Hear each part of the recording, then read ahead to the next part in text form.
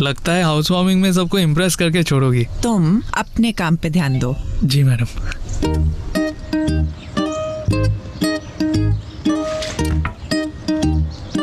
एक बार आके देख लो, कहीं मैंने कोई गड़बड़ तो नहीं कर दी।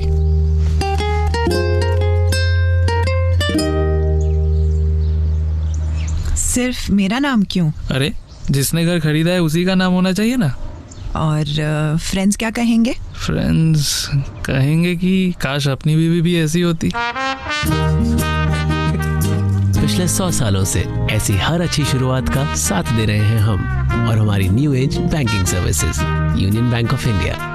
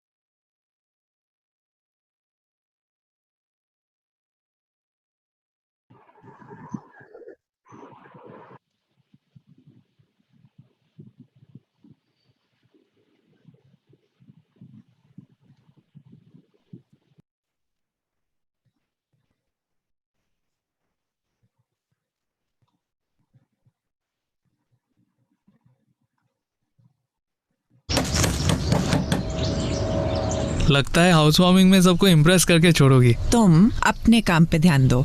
जी मैडम।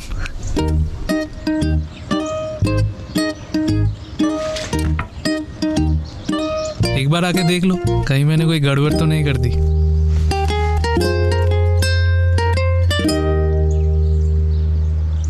सिर्फ मेरा नाम क्यों? अरे, जिसने घर खरीदा है उसी का नाम होना चाहिए ना। और फ्रेंड्स क्या कहेंगे? फ्रेंड्स कहेंगे कि काश अपनी बीवी भी ऐसी होती। पिछले 100 सालों से ऐसी हर अच्छी शुरुआत का साथ दे रहे हैं हम और हमारी new age banking services union bank of India.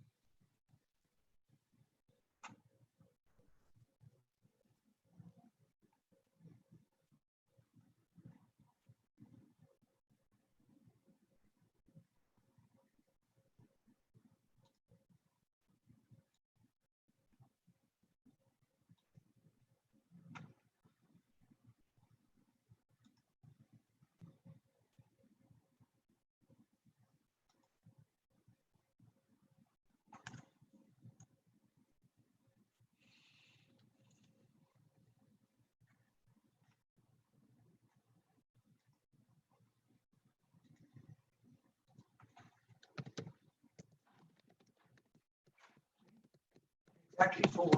Already almost 300 people are in. Exactly 4, you switch on the video on.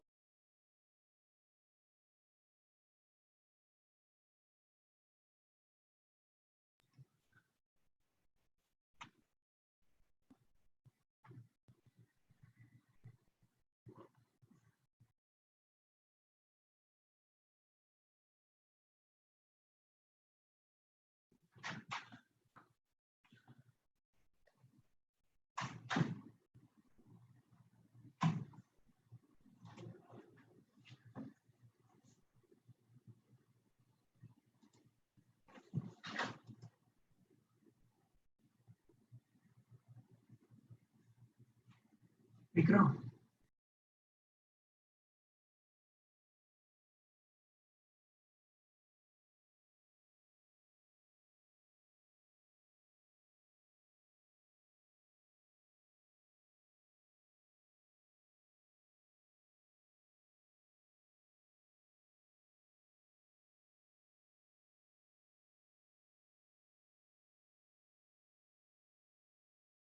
It's been a strange couple of months for all of us. Our world has changed completely thanks to the COVID-19 crisis and the lockdown. Everyone's talking about a new normal in the way we live, a new normal in the way we communicate and interact with other people, and a new normal most definitely in the way we work or carry on our businesses. This webinar is also part of that new normal. We are delighted to have with us today Dr. D.K. Joshi. Dr. D.K. Joshi is, of course, very well known to regular readers of the Hindu BusinessLine. He has often written thoughtful pieces on our comment pages. Is one of the country's leading economists. He's a chief economist for rating agency CRISIL, and a very, very, very astute and knowledgeable observer of the Indian economy. And I can think of no better person to help us decode the stimulus package, the 20 lakh crore stimulus package that the government announced in a bid to tackle the economic impact of the nationwide lockdown, which was introduced shortly after the cases started spiking in our country. Welcome, Dr. Joshi. Thank you very much. It's a pleasure to be here. Thank you very much. Thank you very much for accepting our invitation. Before I start, I would also like to thank Union Bank of India for supporting us in this venture. We hope to bring you many more such useful interactions in the days going forward. Dr. Joshi, I mean, I think the way we would go about this is that I would like you to share your thoughts and your understanding of this stimulus package with all our viewers who are with us now, and then perhaps after that we could go into a more detailed discussion and also take questions from the audience. Over to you, sure. sir. Yeah, sure. Thank you very much, Mr. Srinivasan. What I'll do is, I think I'll give you what we think is going on in the economy, and also I think I'll end with some comments on the stimulus package, and then we can take the debate ahead, I think, in the Q&A session on what kind of questions you want to ask and so on. So I think very briefly, just as some headline issues, I think let me start by saying that we are still learning about this crisis. And I think it's very, very difficult for anyone to say exactly what's going to happen. Even in normal times, it's difficult. And right now, I think where the problem is emanating from health issues and which are unpredictable, I think you can understand how the origin of the problem cannot be predicted properly. It's very difficult to predict what's going to happen to rest of the economy as a result of that. I think whatever prognosis we are doing currently, we believe that this crisis will be contained substantially in the June quarter. I mean, that's the assumption that we are making on the basis of what the health experts were saying, and so that's behind our prognosis. The other point I wanted to make is that I think just to start on a little humbling note, that I mean this is a non-linear event, which I think humans find it extremely difficult to understand.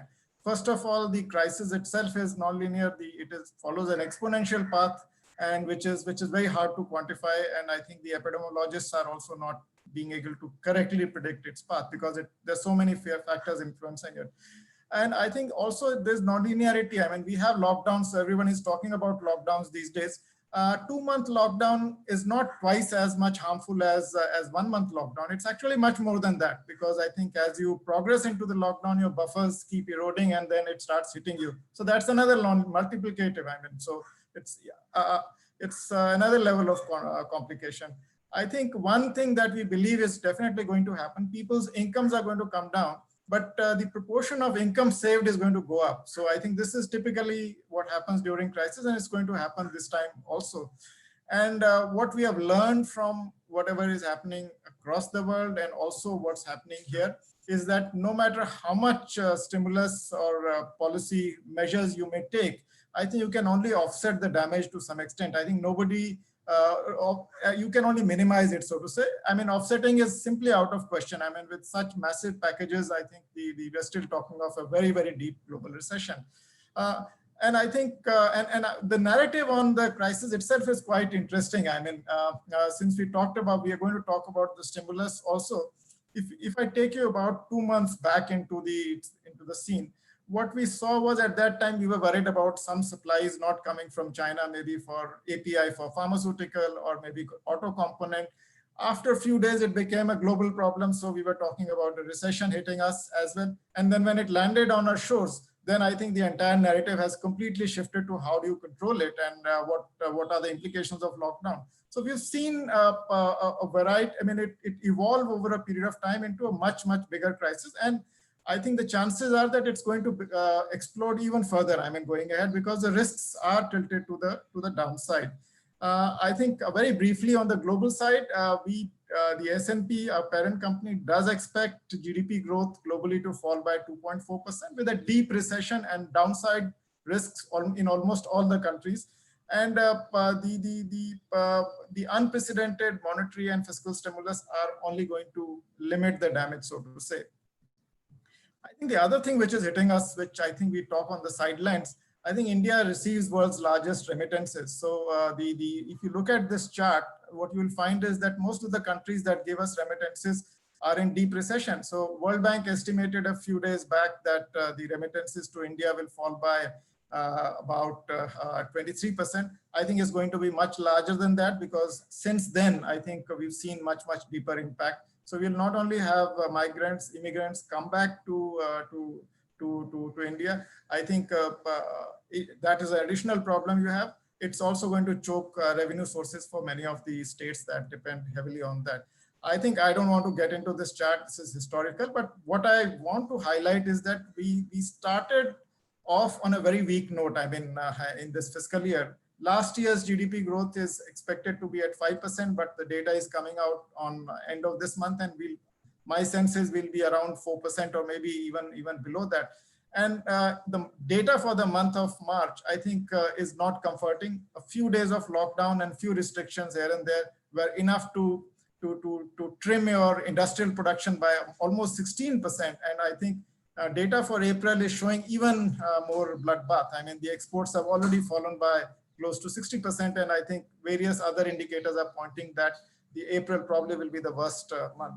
So I think, so that's a little background. And I think when we talk about the stimulus, it's also important to understand what is guiding India's strategy to this whole pandemic. I think the reality number one is that India's high population density, which is 3 times that of China, makes it extremely vulnerable to the spread of virus. We have weak health infrastructure. And the third, I think, which is being talked about now more in the context of the stimulus packages, that we have limited fiscal space. The government started with the first 2 objectives, I mean, to control the pandemic. And the more you control the pandemic, through lockdowns, the more fiscal space you require, because I think the activities are being curtailed and people need to be supported more. Since you don't have that, I think there is very little option for a number of people but to return to work. And we are seeing it gradually open up, and I think that might gain pace going ahead. So this yo-yoing will continue across, over going ahead, and depending on how the virus plays out. And I think what's going to shape the days ahead, and also what is going to shape the policy action is number one, are we able to contain it? I mean, as we are expecting right now. If we are not, then, or if there is a second wave, then we have huge amount of trouble. The other point to note is that the policy support is extremely critical. I mean, because if the policy support of the whatever is possible, even stretching beyond that, is not forthcoming, then I think you have other problems at hand because you could permanently lose productive capacity. So what do I mean by that? I mean, just to, I think, give our viewers some historical context. I mean, this is, I think, I don't want to get into the technicality of these charts, but in very simple terms, I mean, if you see the first chart, that is, there is a straight line which shows you the trend of GDP, not the GDP growth, but the trend of GDP values, which would have played out during 2008-9. The global financial crisis hit us, growth fell, but after the crisis, we grew very fast. So we were actually able to catch up with the GDP at that time. This time, I think that's not going to happen. I think we estimated that, did a simulation that even if India grows at, let's say, 1.8%, which was our earlier forecast, even then, I think there is a permanent loss of GDP, which you will not recover because your ability to grow so fast, I think, is not there because you don't have, neither have that kind of stimulus, and the hit is unpredictable and extremely deep. It's a demand and a supply shock together. And if you want to catch up, you need to grow at close to 9% or so. So I think depending on where the growth lands for this year, I think the more the run rate will be to catch up with the GDP. And so there is going to be a permanent loss of GDP, which is unlike the more severe crisis of 2008-9. Financial sector, I think, which lubricates the economy, the financial conditions are still tight. Today, RBI announced a number of measures to ease some of the financial conditions. There's some easing, but overall, you see the number of reds towards March and April rise, which in simple terms means that if the credit availability is choked, and number two, that for the private sector, for the corporate bonds, etc., the spreads are still very high. So clearly, I think the financial conditions which are easing in some of the advanced countries, it's not happening here. And I think the labor is a major problem. We can talk about it, but I think 2-3 headline points I want to make. One is that India has a huge proportion of casual labor, particularly in the construction sector, which has been hit extremely hard. And the migrant problem actually comes largely to some extent, I think it comes from there also.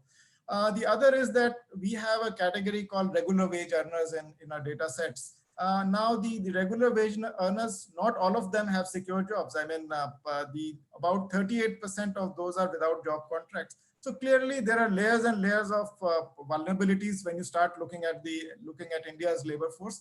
And I think the chart is self-explanatory. I think it's telling you, the reds are telling you which areas are more vulnerable. For instance, industry, the construction sector, the manufacturing sector, accommodation and food services, which we all know about. I think they are all virtually at a standstill. So I think huge vulnerability for India's large part of the labor force, which is either casual or it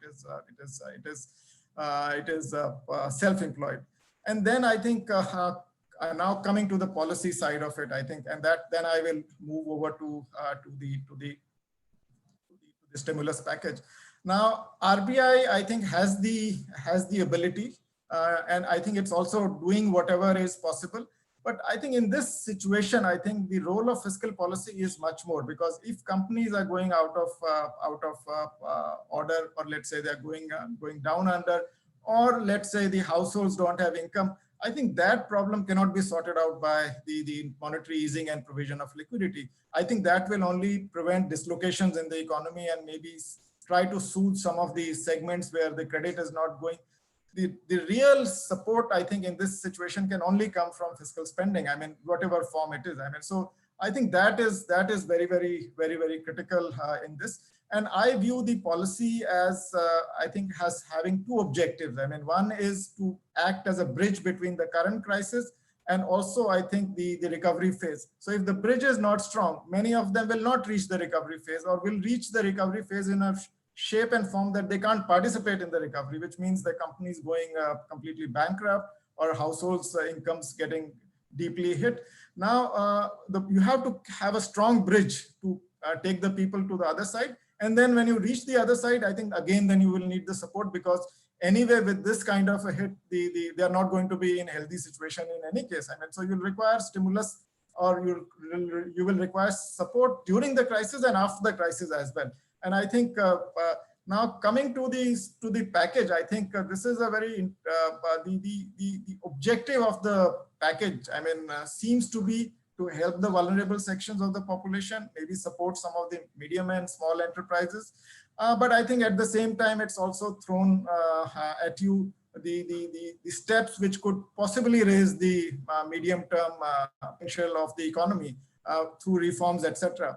We can talk about that going ahead. And I think the design of the package is very clearly influenced by the lack of fiscal space, because actual fiscal spending is only about 10% of the total package, which includes, as I said, guarantees and many other mechanisms.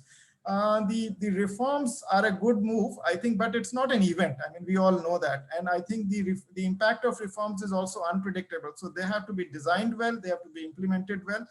Just to give you an example, I mean, when we were talking of GST as a reform, I think there was unanimity amongst people, analysts, that it's going to raise India's GDP. Can anybody say today that it did push India's GDP up? Actually, it might have created till now some problems for GDP growth, because now I think that's not to say that you shouldn't do them. All I'm trying to say is that it takes a while before reforms start paying off. I mean, so it's not going to impact the current problems of the economy, but I think it is if you're using this opportunity to do them, I think it's good, but I think you need to also ensure that they're designed well and implemented well. I think that's a precondition. Where the government needs to, where they will need to spend more, according to me, I think both the scale and the size of the fiscal commitment from the budget has to be increased to help both the households as well as the businesses. And in both the phases, the survival phase and the recovery phase. I also feel that you need to provide direct cash support, because I think the loans, etc., take time to materialize. I think if people have lost their revenue sources, income sources, they might need some direct support, which is being provided to some elements, but maybe not so much to the micro and nano enterprises, which are, I think, which are also facing which are a large part of the overall economy. And I think over 100 million people are employed there, and they don't have access to formal finance. So I think how do you provide support to them is important. Extension of moratorium was desired, and I think RBI has already done that today. I think the other thing where we need to focus is the safety issues of migrant. I mean, migrant laborers are more than 10 crore, I mean, in India, and you need to think this crisis is telling you that you need to plan better for contingencies going ahead. I think some sort of reforms, or whatever you might call it, I think needs to be done in that area as well.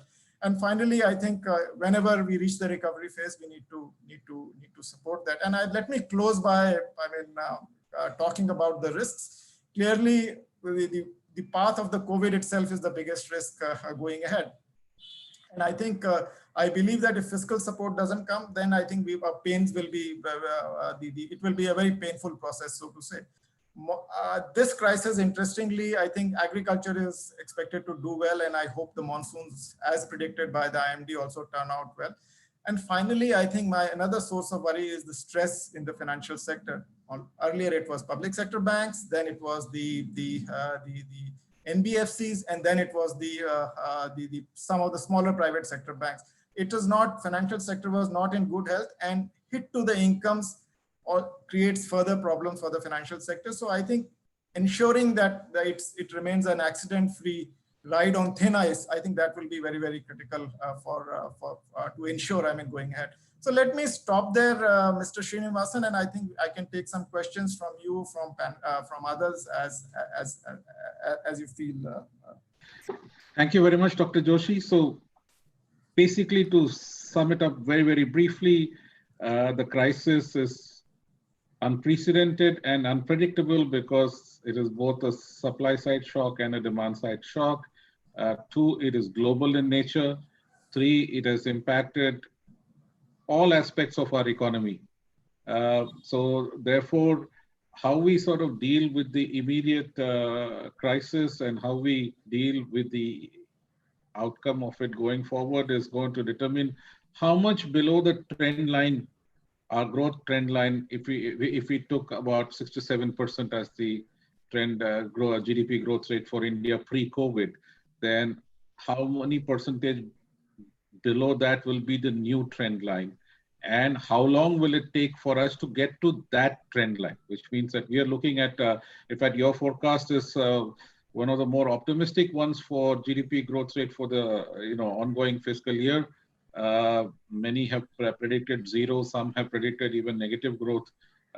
You have actually gone over 1%, which is fairly optimistic. But the question is, one, how long will it take for us to get back to at least the new normal, which is going to be itself a substantially reduced GDP growth rate trend? Well, and just for a quick, add on to that is that, I think questions of whether it's going to be a U-shaped recovery or a V-shaped recovery are really, infructious right now. It's the question is, will there be a recovery and how long will we take to get there? Yeah. Yes, I think Mr. Srinivasan, you're right. I think our forecast, which you mentioned, I think is between 0 to 1.8%. I think that's the range we gave, was done about a month back. And I think from then to now, I think a lot has happened, and we are in the process of revising our number down. We're waiting for some hard numbers because I think the hard numbers are not available. And now they've started pouring in, and they're telling you the extent of damage. So I think our numbers will probably by next week you'll see a new set of numbers which will be more aligned to what's going on right now and what's likely to happen going ahead. Now, I think the shape of the recovery, I think the alphabets are typically used. I think some are talking of W, some are talking of U, some are talking of L. I think it's not for us to decide. I mean, what shape will be. It's for the virus to decide. I mean, if it decides to have a comeback again as a second wave, then I think everything that you are forecasting now, or anybody who's forecasting, is completely off the table. Then it will create some sort of a W kind of a phenomena, which Europe had witnessed after the global financial crisis, when they prematurely withdrew the monetary policy stimulus. So here, I think it will first and foremost will be decided by the path of the virus. Second, I think it will also be decided by what kind of policies do you come out with. I mean, are you able to preserve productive capacity in the economy to the extent that you can grow faster later on? I think that is very, very critical. I mean, so and I think on both the fronts, I think we are not 100% sure. We've only seen part of the virus play out, and we have seen only part of the stimulus being announced. My sense is, I think we'll see topping up of this going ahead. I think it will become inevitable I mean, you will have to provide more support. I think, and I'm not in a position to predict what shape it will take. I mean, what I do believe is that after the crisis is over, most of the crisis that India faced, whether it was 2008-9 or even 91 balance of payment crisis, the recovery has been V-shaped, and we managed to somehow, I think, get back to our trend rate of growth. This time around, I think what we will see is that we will get back to the long-term trend rate of growth. That is our base case assumption. But you will require much faster growth to catch up with the trend level of GDP, because I think you've already lost some GDP this year. You have to recover that also going ahead. That recovery is unlikely, I think. So you will see growth pick up, but you will still end up losing some part of the GDP for good. I mean, at least until 2024-25, for which we have done some simulations. Thank you. And let me ask you about the stimulus itself. Now, I mean, the headline number is 20 lakh crore, but widely the widespread consensus is that the actual spending and the fiscal part of it would be roughly about 8 to 10% of that number.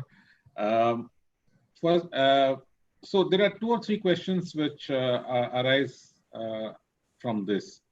First is that, do you think that the level of stimulus is adequate to even tackle the sort of crisis already induced by the virus and the lockdown? The second is that bulk of the stimulus measures are basically focused on the supply side, whereas I think the real challenge lies on the demand side, on the reviving demand and consumption. Also, keeping in mind that, the virus is a global pandemic and it has induced a global recession. So therefore, our principal partner countries in trade and destination countries for our exports are also undergoing economic contraction. And given the global nature of this crisis, the India will be forced to rely a lot more on domestic consumption to sort of spur growth, domestic consumption and domestic investment going forward. But do you think that this stimulus has actually addressed that challenge adequately?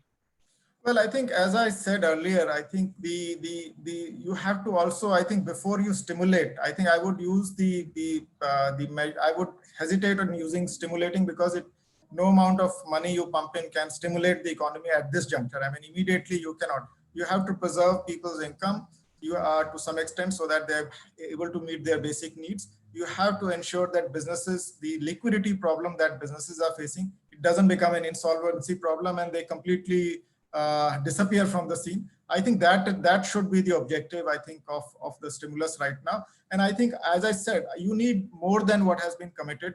The way I think the numbers are showing for the month of April, that I think things are sliding down, and we'll be in almost 68 days of lockdown, and the first part of the lockdown was probably the most stringent lockdown in the world. So it will have repercussions which will spill over the next, even if you start opening up. And by the way, the virus curve hasn't flattened as yet. I mean, so you are still in a zone where I think you face only downside risk. So my sense is, I think the scaling up will be required, and I think it's true. I think India doesn't have the kind of fiscal space that rich countries have. I mean, they can spend their way out of the hardship, and we are not able to do that. We need to use our resources judiciously.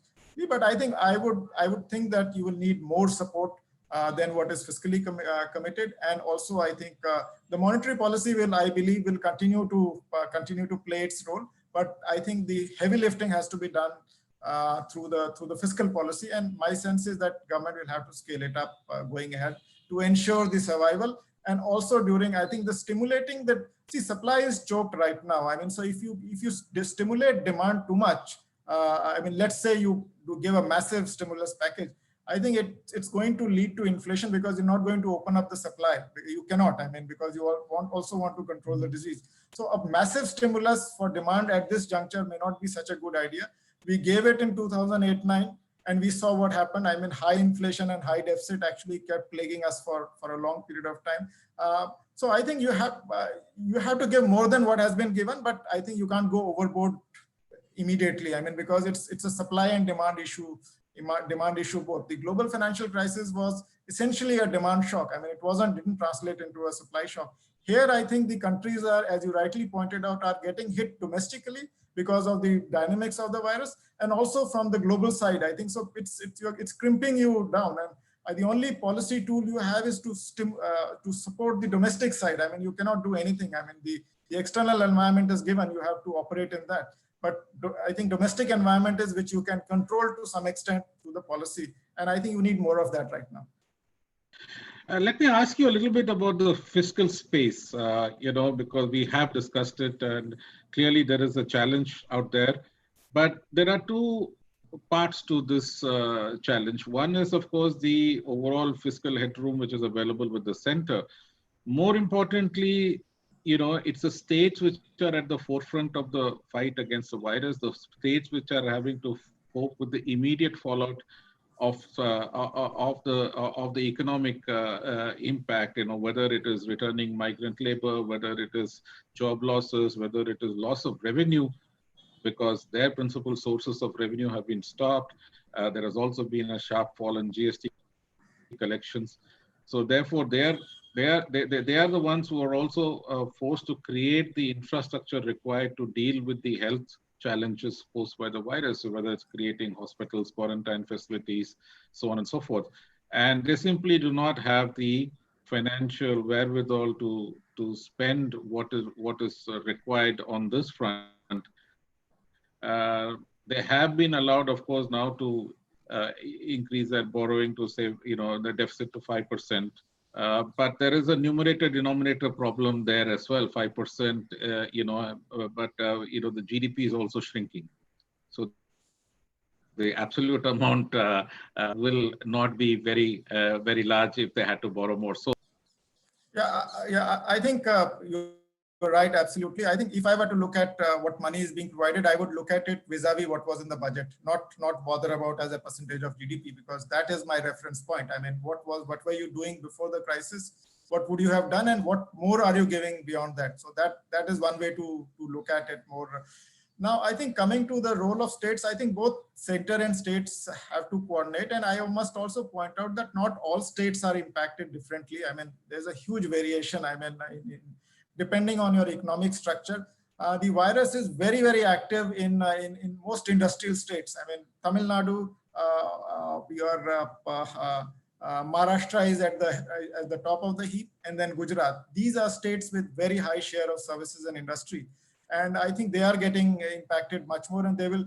And the fiscal capacity, in some sense, also varies across the states. Richer states can still raise more revenue. I think I think when I look at the fiscal space, I think I would say that states like Maharashtra, for instance, have debt to GDP below 20%, and whereas some Kerala might have debt to GDP above 30%. It has above 30%. So in that sense, it's more indebted to begin with. I mean, so different states have different fiscal capacity. Maybe I think the ability to support the economy through more borrowings, etc., may reside with some states more and may reside less with the other states. So that I think so we'll have to see how that plays out. But I do agree that I think one of the major sources of revenue, which is, I call it an inelastic source of revenue, because the other sources that the revenue that you get from industrial activity, etc., I think they will get reduced. But liquor was one inelastic source. I mean, it would have given you, I think, even in US, I think, despite the economy sinking, I think the alcohol business is still doing well. And I think, so we should have somehow preserved this, and I think, and ensured that a huge amount of revenue that comes from it at least is preserved. I mean, that would have, and I think attempts are being made to do that. Apart from that, I think the states have very little option than to borrow more. I mean, and central government, I think the GST situation will become clear after June. I mean, once I think we know what is getting collected. And it doesn't look like a very healthy picture right now. So there will be a massive revenue crunch. And the result of this, I think what states or any fiscal authority or government typically does is the axe falls on capital expenditure. Because that, I think you just stop doing the investment activity and you focus everything on the revenue side. So I think one fallout of this is going to be a hit to the massive hit to the investment activity, which largely comes from the state governments. I mean, if I take the public investment, which is particularly in infrastructure, this government plays a very large role. I think that could get hit. I mean, as a result of all this, because they will try to balance their expenditure for revenue needs, which are very, very critical here and now. Then investment, which pays off, I think, after a long time. So I think there are repercussions. I mean, for growth potential as well. I mean, if you curb your investment, then you reduce your potential to grow ahead, going ahead. So it's a very complicated scenario that is playing out right now. So, let's also take a look at the measures which have been taken so far. Now, primarily the center has actually used, monetary policy tools available with the Reserve Bank to, push a bulk of the measures. And there are challenges, on that front, because the banks have been risk averse going into the crisis, and the threat of widespread insolvencies or business failures is only going to make them more risk averse rather than the RBI, for instance, has cut the repo rate. But is that effective in a scenario when where banks are parking an average of 8 lakh crore plus with the Reserve Bank of India unwilling to lend? So what do we do about?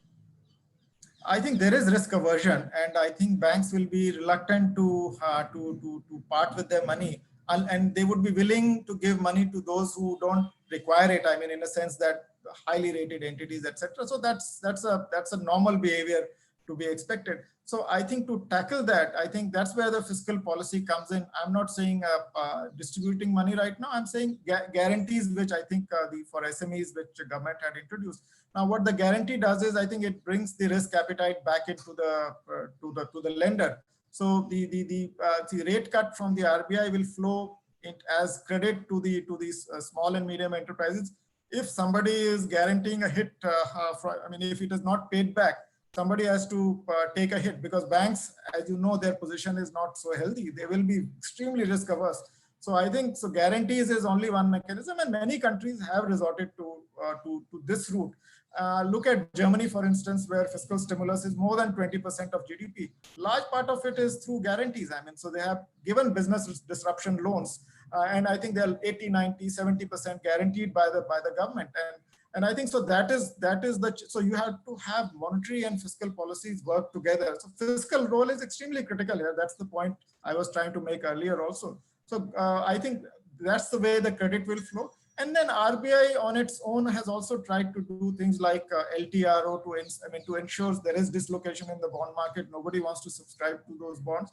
So you give a dedicated line from banks raise money at a low rate from RBI, and then they use it for supporting the bond markets. I think all those things, I think it's a variety, huge toolkit. I think RBI had used the term avant-garde policy. I mean, so they'll have to keep devising new and new tools and methods to support it. I mean, many rich countries, for instance, I think the US Treasury, US Fed, etc., they're directly buying the corporate bonds, which doesn't happen in India. But I think that what I'm trying to say is they've gone to that extreme. I mean, so we are also, I think we could also witness some of those kind of new policies from the RBI come up, which will try to support the economy, which otherwise it will not, the monetary policy will not be able to lubricate the economy. I mean, it requires fiscal support of some sort to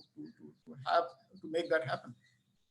Yeah, let's look at the other visible and deep impact of the lockdown, which is job loss.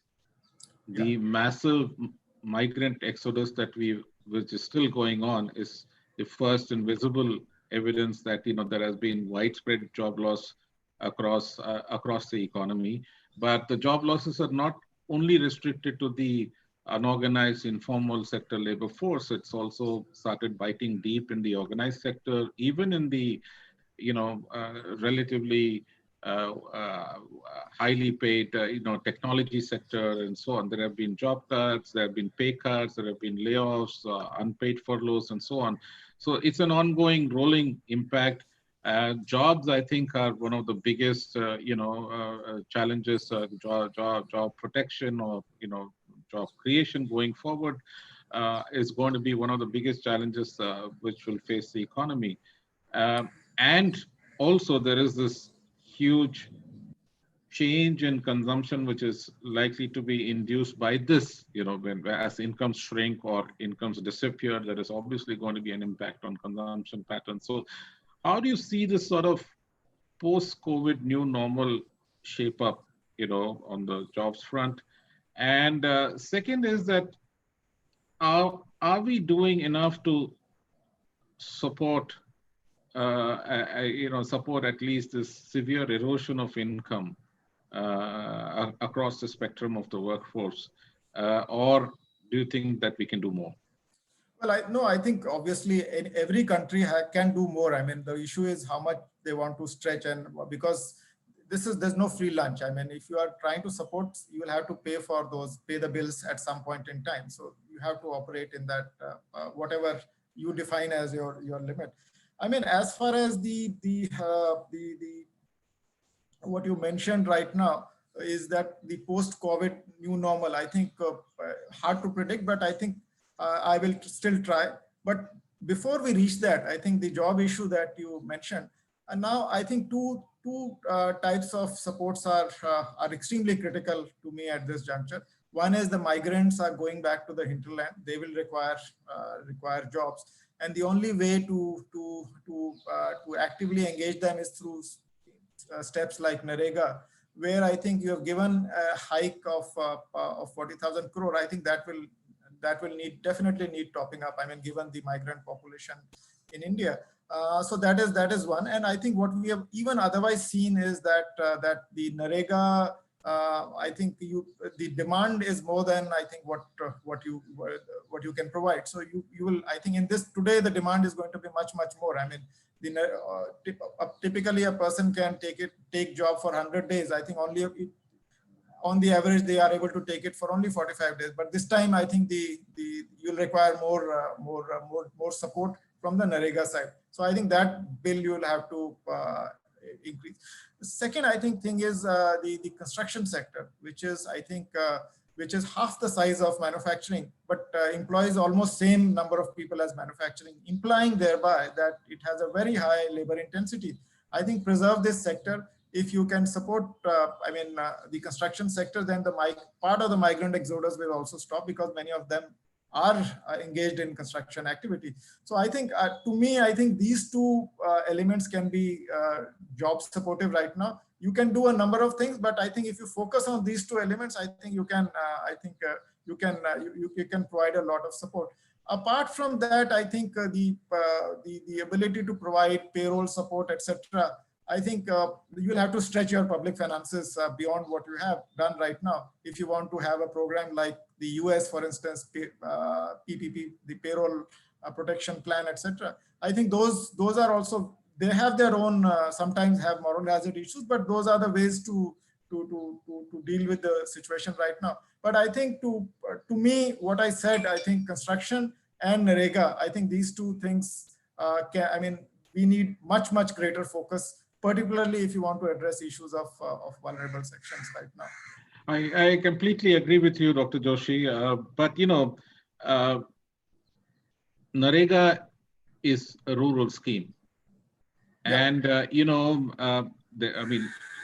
estimates of urbanization vary. I mean, the census figures around 33% of the population, but most current estimates put it closer to 45% of the population is now in urbanized localities. So don't you think that we need a sort of urban poverty alleviation scheme on the lines of Narega, which specifically tackles the issue and challenge of urban poverty?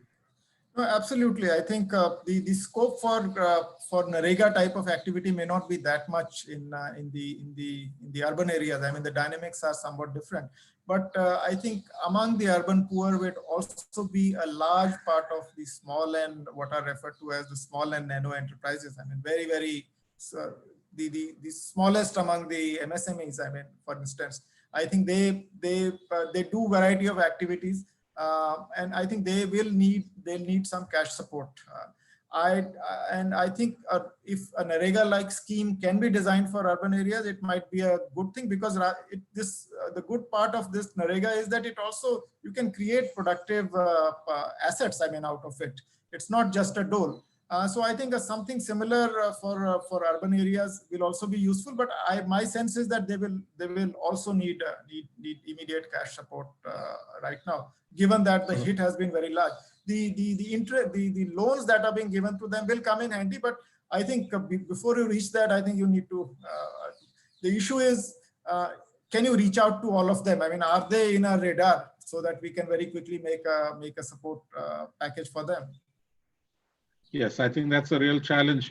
But little bit more on the job challenge, and let's look at a couple of really big employment generating sectors, which basically have been saying that, look, we've been completely left out of the stimulus package, which is the retail sector and the hospitality, travel and tourism sector. Very, very large employment. Can you hear me? Yeah, I can hear you now. Yeah. Okay, so the retail sector, which really, if you include the small and unorganized retail as well as organized retail, is probably the largest employer after agriculture in our country. And then we have the hospitality, travel, and tourism sector, which have been devastated by the lockdown and the travel bans and the, various other norms which have been introduced directly as a result of the lockdown measures. But going forward, even when the lockdowns are eased, with the new normal of social distancing and so on, is likely to ensure that many of these businesses never return to anything like what they were in, the scale and volume of business that they had before. And also, these are highly urban centric. So how do we tackle this challenge? Yeah, I think, hello. That is a major challenge, I would say, because so far, I think we've focused from the policy side on the vulnerable part of the economy. But I think the new normal that is emerging, as you rightly pointed out, I think may be somewhat different. I mean, you may have less travel. I mean, so the travel and tourism industry could have to face problems for some more time. I mean, you will be eating out less, eating at home more. So the hospitality sector will also bear the brunt of that. And I think there are some positive. I think it's not all negative. I mean, the other day somebody was telling me that even with what the economist had referred to as the job which can never be taken over by technology, I think is being taken over by technology. That is things like physiotherapy, etc. People are doing it through telemedicine, and not only, I think, and some of the Indian physiotherapists have been extremely busy because they're not only catering to here, but also abroad. I mean, so there are new opportunities also at the same time coming up. I mean, mask making, etc., which where the small sector can play a role. So these are dwarfed by the magnitude of the problem. I mean, it's not to say that that these are going to completely offset that the lack of employment opportunity elsewhere. But big industry also needs support, because I think these small industries don't operate in isolation. They have B2B linkages with big industries. So I think just because the big industry is suffering, that will spill over to the smaller guy also. Some smaller folks will suffer on their own, because if they don't have B2B linkages. Already, I think what CRISIL studies have pointed out is that the B2B linkages, I think, are the companies which have higher sources, larger proportion of income coming from B2B linkages, have more stretch in the working capital cycle.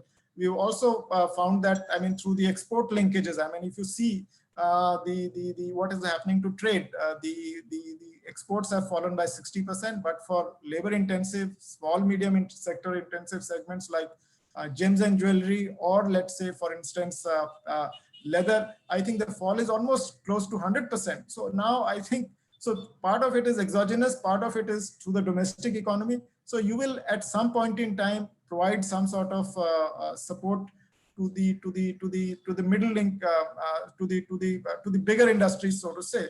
Not a dole out, but I think some way of figuring out a business disruption loan, which will preserve the payrolls.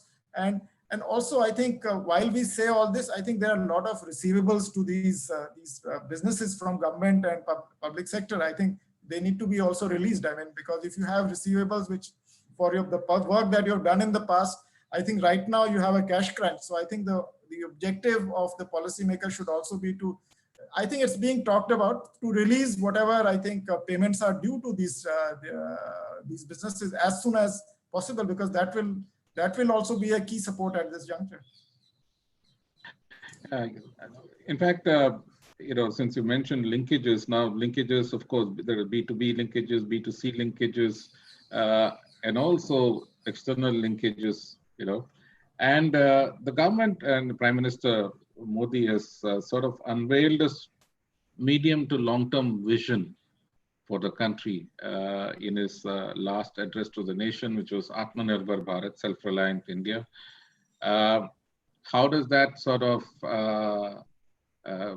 tie in? Can it be seen as part of the sort of rising tide against globalization in the world? Or is it something which, where India can actually forge a hybrid path? Because there have been some clarifications saying Atmanirbhar is not about, being against globalization, but sort of, focusing on higher value addition internally while remaining part of the global this thing. Is that an achievable target? Is that a possible vision? Well, yeah, I think what it simply means is, I think in simple terms would mean is that you are open to business and you are not going to impose tariffs on imports, but which is not an import substitution policy that you will follow. But what you will do is you will get those people to operate, the businesses to come to India, operate, sell to the domestic market and also export. So that I think that has been the objective of Make in India for a long time, not achieved till now. Only in some areas there has been success, for instance, in mobile phones, etc. But the labor intensive parts of the activity from China have gone to Vietnam and Bangladesh. That's pretty well known. I mean, I need not elaborate that.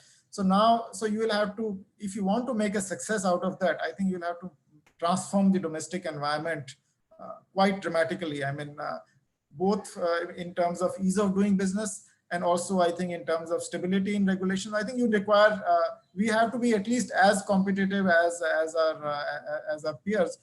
We have a huge demand element, which is a magnet for many people to come in here, but that itself is not sufficient. That's a necessary, that may be a condition which is necessary, but I think it's not a sufficient condition to get all the capital into the economy, investments. I think that has been clearly displayed over the last few years.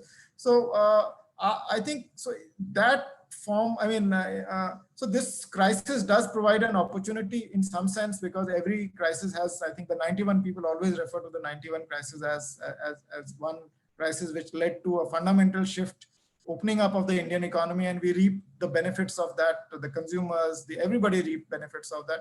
Now, this time around, I think you have to do a little tougher than those kind of reforms, because it's not about tariff changes or delicensing, etc. I think it's much more than the tougher parts. I think where you have the labor reform issues, you have the land availability issues, and I think on top of that you also have.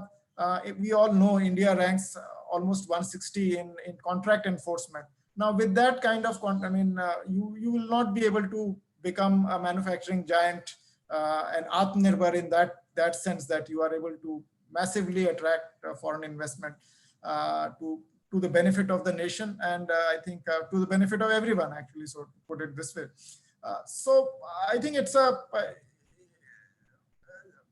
the hits and misses on this, I think, will only evolve over a period of time. I can't today say whether it's going to be successful or not, but it requires some preconditions. If we achieve those preconditions, obviously, I think India, being the world's third largest economy in terms of purchasing power, has a lot of attraction to it. I mean, and I think if the environment improves, then I think we can hope this version of Atmanirbhar Bharat can also flourish. Yes, in fact, I just wanted to ask you a little bit about one of the paradoxes in the way that we have approached this task of attracting increased investment into this country. Now, for a long time, it was felt, and I think when the NDA government took over, it identified India's poor ranking in the ease of doing business index as one of the principal challenges which was deterring businesses from investing in India. So it focused on that, and we have had a substantial improvement in our rankings over the last few years, but that has not really led to a corresponding surge in investments. Then we started the Make in India project, but that has also been a mixed bag. Like you said, a couple of sectors there are some success stories, but most of the cases it has not been so. Another factor which has influenced a lot of our policy making, monetary and fiscal policies, is our global rating, right? And there is a great deal of concern with our policymakers about how the measures that are being taken right now, for instance, to deal with the pandemic fallout, will impact our ratings by international agencies going forward. I would like to ask you two things. One, how real is the risk of ratings downgrade by global agencies for India going forward? And the second is, how critical is a good rating to actually, getting sustained inflows, portfolio as well as FDI inflows into this country? because we lived in with junk status ratings for decades, and investments continue to come in our markets. Portfolio investments in markets grew, FDI grew in in multiple sectors. So how important is the ratings in the overall scheme of things? Well, I think this is a great question, but unfortunately, I think I'm a part of S&P Group, and I think it's not in my purview to talk about this. So I unfortunately cannot answer your question related to sovereign ratings. But I think they do have a role to play. I mean, it's not that, I mean, the foreign investors do look at the country ratings before putting money in. So they have a role to play. But I think beyond that, I think I cannot speak on this issue. So, we are coming close to the, end of our allotted time, but I'm going to ask you a very television style question now. Which is this, that if you were the finance minister, what would be the 5 steps that you would take which haven't been taken so far? Well, I think that's a tough one. So one step I think I would definitely take is, I think, to provide cash support to the small and the nano part of the small and medium enterprises. I think they need to be supported. Then I think I would also, I think, work on designing some sort of a framework, policy framework for addressing the issues of migrants on a long-term basis. I think I would start it on a war footing, because that will also give comfort to them. I would also start, I think, looking at what will I do during the recovery phase. Also start planning, though it's too early. I think maybe start articulating what we will do. I think what we intend to do once this problem is over. I think these are, I think, few things I can. The list could be, I mean, it could be long, I think, but I would say that these 3 things, which I mean, at least I would focus on right now. We have had, in our Q&A window, we've had more than 100 questions so far posed by our audience. So there are more than 500 people on, been watching us. So we've been trying to sort of filter out the questions. There have been, of course, a lot of, repeat questions and so on. But I have tried to cover most of the aspects of the questions which have been asked. But one consistent question which comes up again and again is that, if there is a solution found to the virus threat itself, that is a vaccine, a viable vaccine, and there are estimates of a vaccine being available from as early as September to, early next year, will that sort of change the future path that you've outlined significantly? Well, I think what will happen is, I think, is hard to predict, but I think some of the things have changed for good. As Satya Nadella had said other day, that 2 years of digital transformation has taken place in 2 months.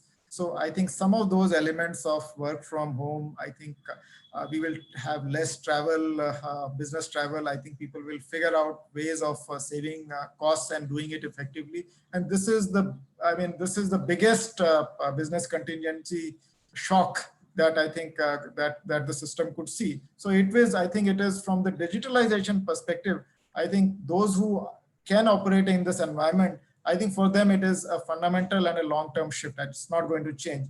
The other, I think, thing which my sense is that we will, the focus on the healthcare will be of a different nature. I mean, this is, pandemics have been happening, not pandemics, but the epidemics have been happening at a fast frequency now. And they can turn into pandemics also. So this is a big wake-up call. And in such a situation, I think it's very different from somebody getting a heart attack. I mean, you don't spread the heart attack to others. So this is a very different, and this is a medical problem where state has to step in. So my sense is that the governments will have to play a very active role in the healthcare, I think, going ahead. So that is going to change, I think, going ahead. And I think apart from that, it will also provide an opportunity for at least particularly small businesses to look at low cost ways of dealing with medical issues. I mean, we've already seen some people companies trying to manufacture cheaper ventilators, etc. All these things, I think, will and for a country like India, it requires cheaper medical care. So some of these things will be more fundamental in nature. They will last beyond the crisis. I mean, it's going to be somewhat different world that we will live in going ahead. I think that's a very good cue for my last question, which is that, if you could sort of quickly give us an idea of which are the sectors which do you think will be the biggest gainers from this, and which will be the ones which will be worst impacted and maybe will not be able to recover at all? Well, that's a very difficult call, but I would say that these segments you have the FMCG, retail, etc. These will not be hit hard and they will continue. I mean, so that I think they are ones which are moderately impacted, and I think they are not going to change going ahead. But I think the things could change somewhat for airlines industry, for instance, for the hospitality sectors, as people will travel less. I think that's my sense. I mean, you will figure out ways of extracting efficiency by traveling less. You don't have to be there for a meeting. I mean, if we can do this webinar on a very effectively through this platform, then what is the need to get a big hotel to do it? And I think, and spend lakhs of rupees to get people, serve them lunch. I think if the idea is knowledge dissemination, it's being done through technology. So I think some sectors are like this. There could be a permanent and a long-term hit to them.